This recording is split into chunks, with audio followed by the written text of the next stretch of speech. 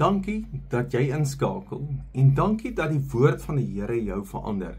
Dit help nie, jy luister net na my en sê, wow, dis 'n mooi woord en jy doen dit nie. So ek wil vandag met jou praat oor wat moet jy doen. Nou moet jy verstaan, dankbaarheid is nommer 1 'n besluit wat jy moet maak. Ek weet, dit kom baie keer uit jou gevoel uit, jy's opgewonde, bly vir dit wat jy sien, jy's dankbaar, maar ek dink 80% van die kere is dit jou besluit. Ek besluit, ek gaan dankbaar wees. Ek gaan besluit, as ek na die hele situasie kyk, wat is daar waaroor ek dankbaar kan wees? So ek besluit, ek verander my rigting waarna ek kyk, waar ek op fokus. Vat weer die 10 verspieders, die 12 verspieders. 10 kom negatief terug, en dan is daar 2, wat nie eers aan negatiewe dinge gesien het nie, wat gesê, die Here kan dit vir ons gee, die Here kan dit vir ons doen, hulle sien net die Here raak. En dis wat dankbaarheid doen, wat ek jou wil aanmoedig om dankbaar te wees. Nou hoor wat sê Spreuke 12 vers 18. Hy sê, praat sonder om te dink kan soos dolksteke wees. Wyse mense bring genesing met wat hulle sê. Wyse mense bring genesing met wat hulle sê. So, wat is klaar? Is 'n taal, dis 'n ding wat jy praat. Maar as jy 'n wyse mens is, dan besluit jy wat jy gaan sê.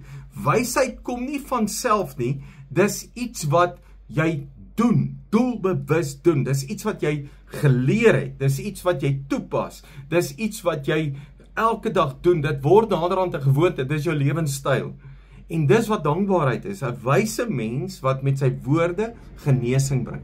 En as jy dankbaar is en mense om jou hoor dit, dan verander dit hulle lewe ook. Ek kom agter, mouners bly dadelik stil.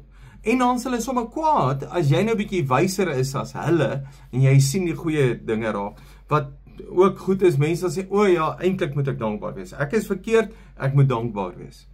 En dis wat jy wil hê, dan gee jy smaak aan hierdie wêreld, jy gee lig vir hierdie wêreld, net om dankbaar te wees.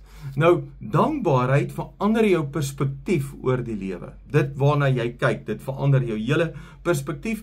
Jy kan op 'n slegte plek wees en dankbaar wees, en dankbaar en besef die Here is met jou. Jou gesindheid verander, jy weet, jou attitude, jou houding, dit alles verander, want dit word gedryf uit dankbaarheid, jou gedrag verander. Jy weet, 'n klaar ou se kop onderste bo, hy's uit vrees, hy't woede, hy't ongelukkigheid, hy's kort van draad, hy's nippie, praat sommer vinnig met jou, daai klas van ding. Maar 'n dankbare mens se gedrag is anderste.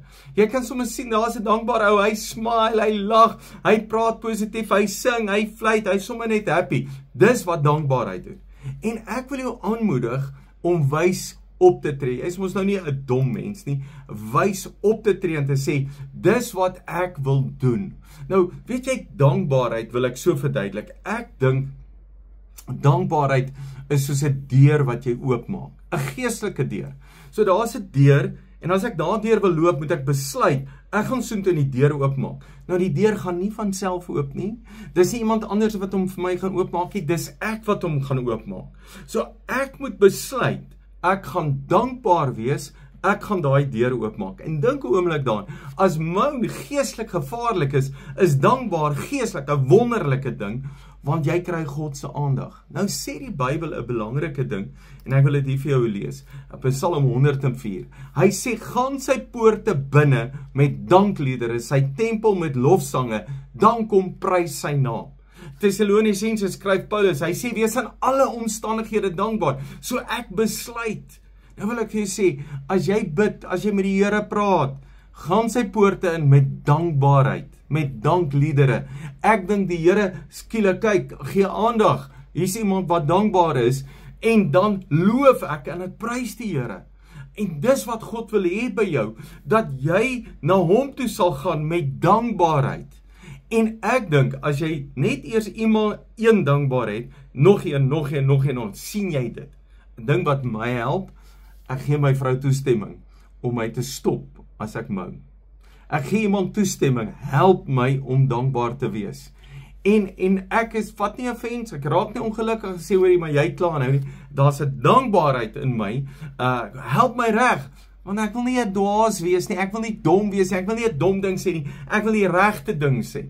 En daarom gee ek iemand toestemming. Nou vra ek jou, gee iemand toestemming om jou te help, om dankbaar te wees. Dan wil ek weer sê, as jy na God toe gaan, kom jy met dankbaarheid, en as jy in sy teenwoordigheid kom, dan loof jy en jy prys hom. God soek nie 'n gemou nie. Die Here wil hê jy moet dankbaar wees. Dankie dat jy 'n wyse mens is en 'n dankbare mens is. Jy is 'n great blessing.